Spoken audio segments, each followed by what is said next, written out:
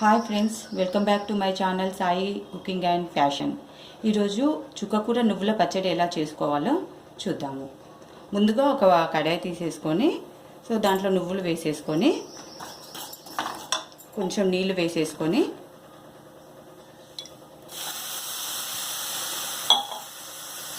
నువ్వులను వేయించుకోవాలి.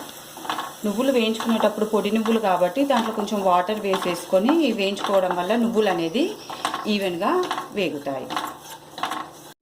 ఇప్పుడు చూడండి, నువ్వులు వేగిపోయాయి.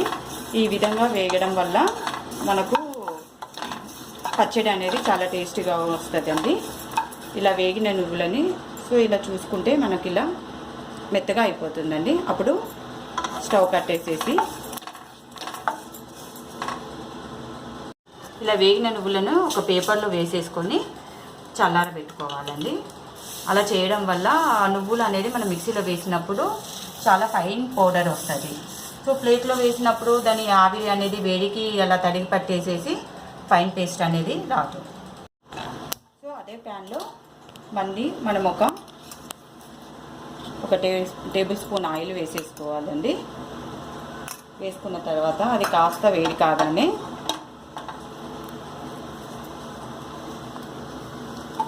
పచ్చిమిరపకాయలు, చట్నీకి సరిపోయే పచ్చిమిరపకాయలు వేసేసుకొని కాస్త వేయించుకోవాలి నూనెలో. చూడండి, ఇలా వేగిపోయాయండి మిరపకాయలు అనేవి. వీటిని ఒక గిన్నెలోకి తీసుకోవాలి. ఆ తర్వాత అదే ఆయిల్లో కాస్త జీలకర్ర, కాస్త ధనియాలు కూడా వేసేసి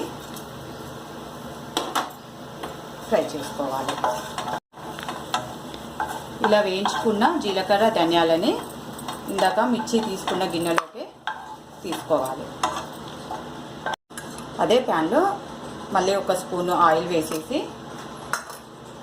ముందుగానే కడిగి పెట్టుకున్న చుక్కకూర అండి. ఇది చుక్కకూర కాస్త కాడలతోటి వేసుకోవాలండి.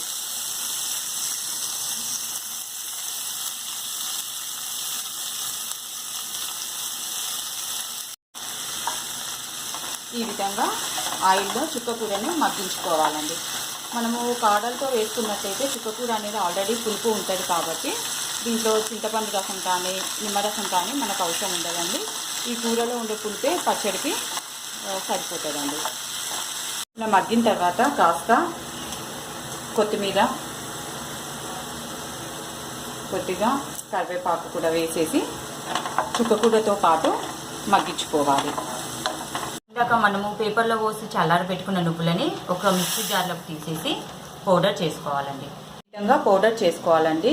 మనము వేయించిన మిరపకాయలు, వెల్లుల్లి వాటితోటి చేసామనుకోండి, నువ్వులు అనేది సరిగ్గా పౌడర్లా కాదండి. అందు గురించే ముందుగానే మనం పౌడర్ చేసి పెట్టుకోవాలి.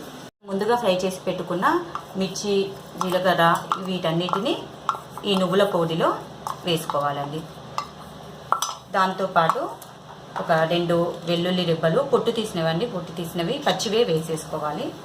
సరిపడా ఉప్పు కూడా వేసుకోవాలండి. దీన్ని మళ్ళీ ఒకసారి పేస్ట్ చేసుకోవాలండి. పచ్చిమిర్చి, ఉప్పు అన్నీ కలిపి వేసుకున్నది మిశ్రమము ఈ విధంగా అవుతుందండి. ఇందులోకి మనము ఉడకబెట్టుకున్న చుక్కకూరనేమో వేసేసుకోవాలి. ఆల్రెడీ నూనెలో మగ్గించి పెట్టుకున్నది చల్లారిన తర్వాత వేసుకోవాలండి. వేడివేడిగా ఇప్పుడు కూడా చేయకండి. ఫ్రెండ్స్, ఇక్కడ ఎట్టి పరిస్థితులతో మీరు వాటర్ యూజ్ చేయొద్దండి. ఈ చుక్కకూరలో ఉన్న తేమె దానికి సరిపోయేటట్టుగా నువ్వుల పొడి వేసేసుకోండి. అప్పుడే ఈ చట్నీ అనేది చాలా టేస్టీగా వస్తుంది.